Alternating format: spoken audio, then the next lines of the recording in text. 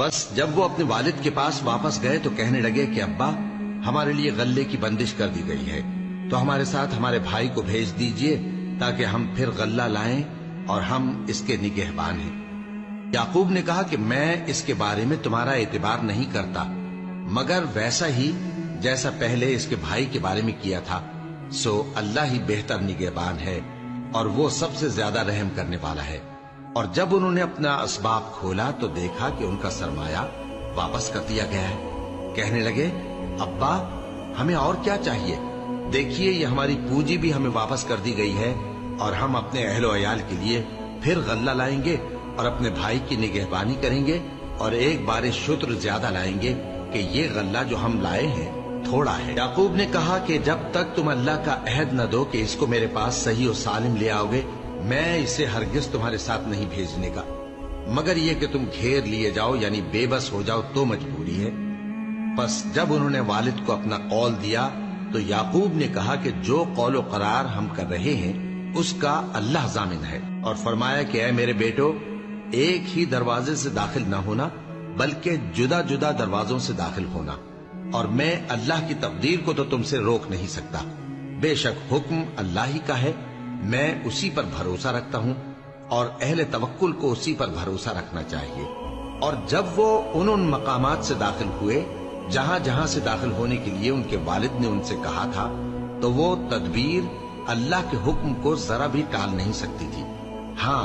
وہ یعقوب کے دل کی خواہش تھی جو انہوں نے پوری کی تھی،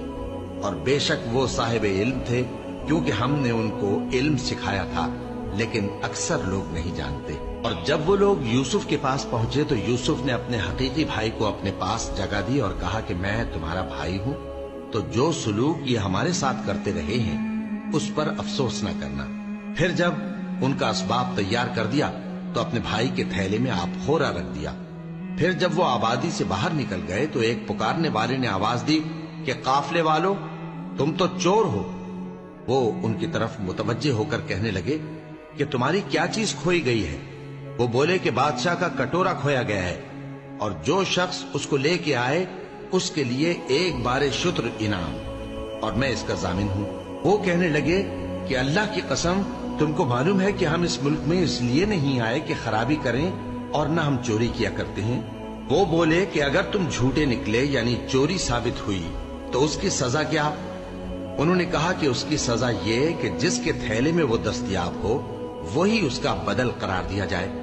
ہم ظالموں کو یہی سزا دیا کرتی ہیں۔ پھر یوسف نے اپنے بھائی کے تھیلے سے پہلے ان کے تھیلوں کو دیکھنا شروع کیا، پھر اپنے بھائی کے تھیلے میں سے اس کو نکال لیا۔ اس طرح ہم نے یوسف کے لیے تدبیر کی، ورنہ بادشاہ کے قانون کے مطابق وہ اپنے بھائی کو لے نہیں سکتے تھے، مگر یہ کہ اللہ چاہے، ہم جس کے چاہتے ہیں درجے بلند کرتے ہیں، اور ہر علم والے سے بڑھ کر ایک بڑا علم والا ہے۔ برادران یوسف نے کہا کہ اگر اس نے چوری کی ہو تو کچھ عجب نہیں کہ اس کے ایک بھائی نے بھی پہلے چوری کی تھی، مگر یوسف نے اس بات کو اپنے دل میں مخفی رکھا اور ان پر ظاہر نہ ہونے دیا، یعنی زیر لب کہا کہ تم بڑے برے ہو،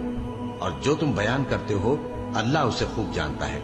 وہ کہنے لگے کہ اے عزیز، اس کے والد بہت بوڑھے ہیں اور اس سے بہت محبت رکھتے ہیں،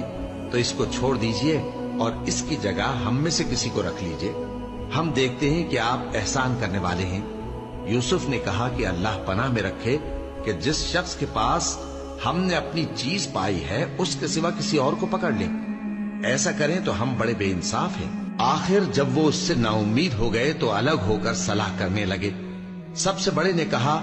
کیا تم نہیں جانتے کہ تمہارے والد نے تم سے اللہ کا عہد لیا ہے، اور اس سے پہلے بھی تم یوسف کے بارے میں قصور کر چکے ہو؟ تو جب تک والد صاحب مجھے اجازت نہ دیں میں تو اس جگہ سے ہلنے کا نہیں، یا اللہ میرے لیے کوئی فیصلہ کرے، اور وہ سب سے بہتر فیصلہ کرنے والا ہے۔ تم سب والد صاحب کے پاس واپس جاؤ اور کہو کہ ابا، آپ کے صاحبزادے نے وہاں جا کر چوری کی، اور ہم نے تو اپنی دانست کے مطابق آپ سے اس کے لے آنے کا عہد کیا تھا، مگر ہم غیب کی باتوں کے جاننے اور یاد رکھنے والے تو نہیں تھے، اور جس بستی میں ہم ٹھہرے تھے وہاں سے یعنی اہل مصر سے اور جس قافلے میں آئے ہیں اس سے دریافت کر لیجئے، اور ہم اس بیان میں بالکل سچے ہیں۔ جب انہوں نے یہ بات یعقوب سے آ کر کہی تو انہوں نے کہا کہ حقیقت یوں نہیں ہے، بلکہ یہ بات تم نے اپنے دل سے بنا لی ہے، تو صبر ہی بہتر ہے۔ عجب نہیں کہ اللہ ان سب کو میرے پاس لے آئے، بے شک وہ علم والا ہے، حکمت والا ہے۔ اور ان کے پاس سے چلے گئے اور کہنے لگے کہ ہائے افسوس یوسف پر، ہائے افسوس،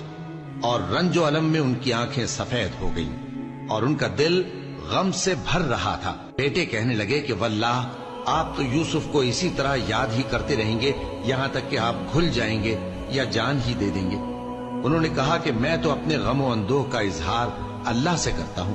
اور اللہ کی طرف سے وہ باتیں جانتا ہوں جو تم نہیں